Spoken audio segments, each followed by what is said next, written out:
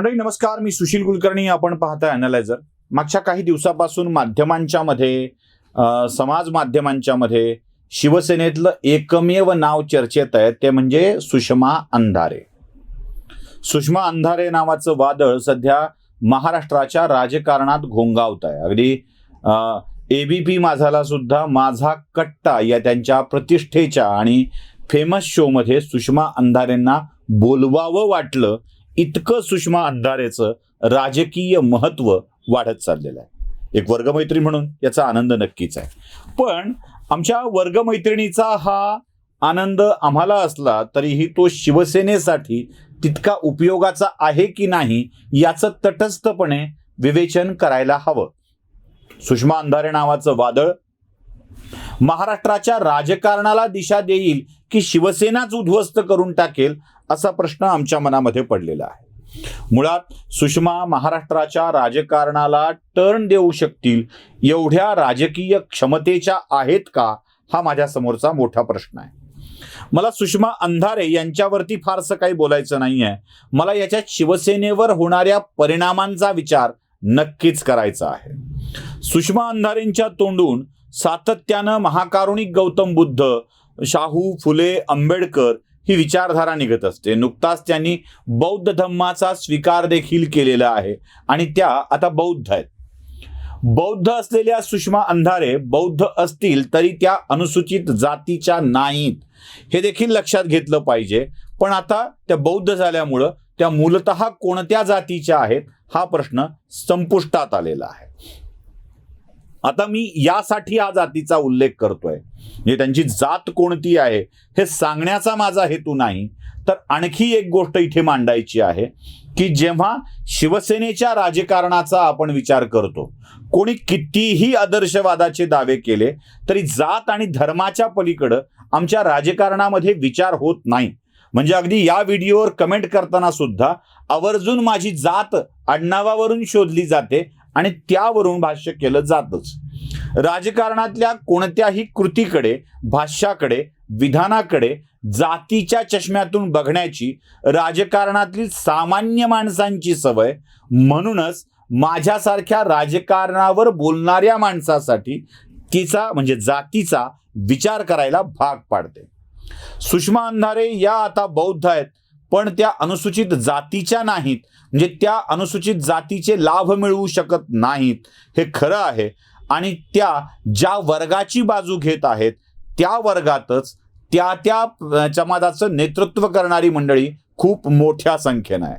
म्हणजे तिथेही एकवाक्यता होऊ शकलेली नाही आहे. मी या आधीच्या व्हिडिओमध्येही म्हणालो होतो, आंबेडकरी जनतेला आंबेडकरी जमातीतीलच एखादं नेतृत्व आवश्यक असतं आणि त्याच्या मागेच ती उभी राहतात, हा आजवरचा अनुभव आहे.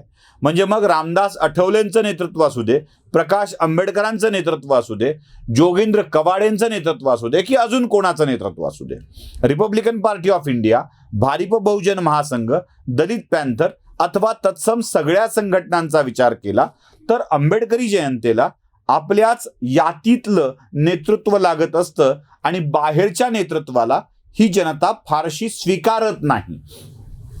हे एक महत्वाची गोष्ट आहे. म्हणजे आमच्या हनुमंत उपरेंना त्यांच्या मरणापर्यंत आंबेडकरी जनतेने स्वीकारलं नव्हतं ना, आंबेडकर परिवारानं पद सोडल्यावर स्वीकारलेलं होतं. शेवटच्या टप्प्यात ते प्रकाश आंबेडकरांच्या पासून लांबच गेले होते, जरी त्यांनी बौद्ध धम्माचा स्वीकार केला होता तरीही. सुषमा अंधारेंच्या बाबतीत असंच घडलेलं आहे. त्यांचा तो गणराज्य संघ जरी कार्यरत असला तरी आंबेडकरी जनतेतून फारसं समर्थन सुषमा अंधारेंना मिळालेलं नव्हतं. त्यामुळं आंबेडकरी जनता सुषमा अंधारेच्या मागे उभा आहे हा दावाच मुळात खोटा ठरतो, चुकीचा ठरतो. आता त्याच्या पुढे जाऊया. शिवसेनेचं राजकीय गणित कसं आहे ते जरा समजून घेणं आवश्यक आहे. शिवसेनेला अनुसूचित जातीमधल्या आंबेडकरी प्रवाहापेक्षा अन्य प्रवाहाचा पाठिंबा जास्त मिळालेला आहे.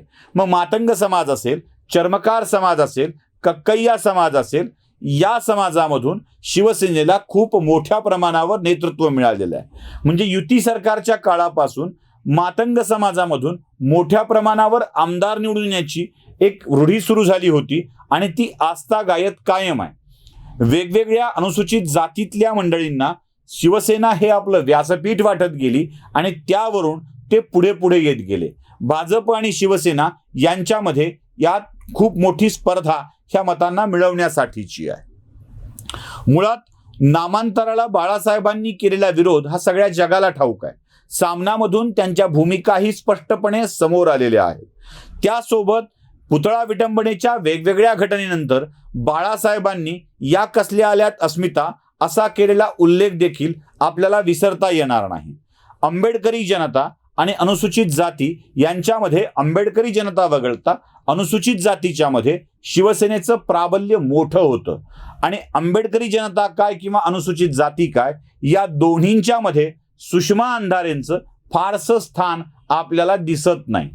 आपल्या वाक्चातुर्याने आपल्या भाषणाने व्यासपीठ गाजविणाऱ्या किंवा टाळ्या मिळवणाऱ्या सुषमा अंधारे जातीच्या राजकारणामध्ये या अनुसूचित जातीमधल्या दोन्ही आंबेडकरी आणि गैर आंबेडकरी वर्गाशी जुळवून घेऊ शकतील आणि त्यांच्या नेत्या म्हणून पुढे येतील ही शक्यता मला कमी दिसते आहे. सुषमा अंधारे मराठवाड्यामध्ये अधिकाधिक फिरू लागल्या तर शिवसेनेकडे असलेला वर्ग हा शिवसेनेपासून त्यांच्या वक्तव्यामुळे दुरावण्याची शक्यता जास्त निर्माण होते आणि इथे शिवसेना आपला जनाधार गमावू शकते हे विसरून चालणार नाही. सुषमा अंधारे आणखी एका कारणासाठी शिवसेनेला घातक ठरू शकतात, म्हणजे उद्धव ठाकरे सेनेला घातक ठरू शकतात. त्याचं दुसरं कारण असं आहे की महाराष्ट्रातल्या खास करून मराठवाड्यामध्ये म्हणजे जसं मी आंबेडकरी जनता विरुद्ध अनुसूचित जातीची जनता असा म्हणजे एकाच वर्गात दोन भाग केले होते, तसे इथेही एकाच ठिकाणी दोन भाग करावे लागतील. ते सवर्णांच्या मधले, ज्याला सवर्ण असं म्हणून ओळखलं जातं, त्या वर्गात सुद्धा मराठा विरुद्ध अन्य सवर्ण असा एक संघर्ष सुप्तपणे आपल्याला बघायला मिळतो. आणि सुषमा अंधारे या दोन्ही वर्गासाठी नकोश असलेलं व्यक्तिमत्व आहे. म्हणजे मुळात शिवसेनेमध्ये अगदी साधं गणित तुम्हाला मी सांगतो. शिवसेनेमध्ये आलेला जो जुना वर्ग आहे, म्हणजे आता परभणीचे आमदार राहुल पाटील हे शिवसेनेचे संघटनात्मक पातळीवर कोणीच नाही आहेत आणि उपनेत्या म्हणून सुषमा अंधारेंना त्यांना प्रोटोकॉलनुसार सन्मान द्यावा लागेल. त्या परळीच्या जवळच्या पण आहेत. राहुल पाटील यांच्या लेखी सुषमा अंधारेंना सन्मान कसा द्यायचा, बंडू जाधव जे अनेक वर्षापासून शिवसेनेमध्ये आहेत त्यांनी तो सन्मान कसा बहाल करायचा, चंद्रकांत खैरे नेते आहेत त्यामुळे तिथे प्रश्न सुटेल, पण अन्य जी नेते आहेत अंबादास जानवे जे विरोधी पक्ष नेते आहेत पण शिवसेनेचे उपनेते नाही आहेत, त्यांनी सुषमा अंधारेंना उपनेते म्हणून सन्मान कसा द्यायचा. आमच्या लातूरला पप्पू कुलकर्णी जे अनेक वर्षापासून शिवसेनेचे जिल्हा प्रमुख वगैरे म्हणून कार्यरत राहिलेले आहेत, त्यांना तर फार मोठं स्थान मिळायला हवं होतं पण ते अजूनही कोणत्याही पदावर विराजमान होऊ शकलेले नाही आहेत. त्यांना सुषमा अंधारेंना नेता उपनेता म्हणून सन्मान द्यावा लागणार आहे, तो ते कसा देणार आहेत हा सगळ्यात मोठा प्रश्न आहे.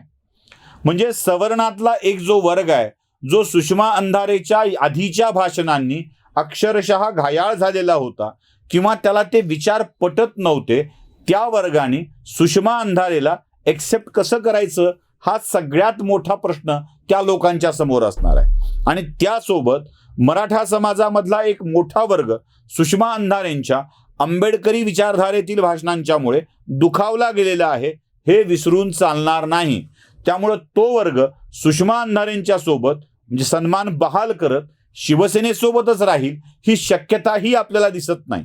म्हणजे सुषमा अंधारे उपनेता म्हणून फिरत असतील तर त्यांना काही विशिष्ट लोकांच्याकडून सन्मान मिळणं कठीण जाणार आहे आणि विशिष्ट लोक त्यांच्या वक्तव्यामुळं आधीच नाराज झालेले आहेत.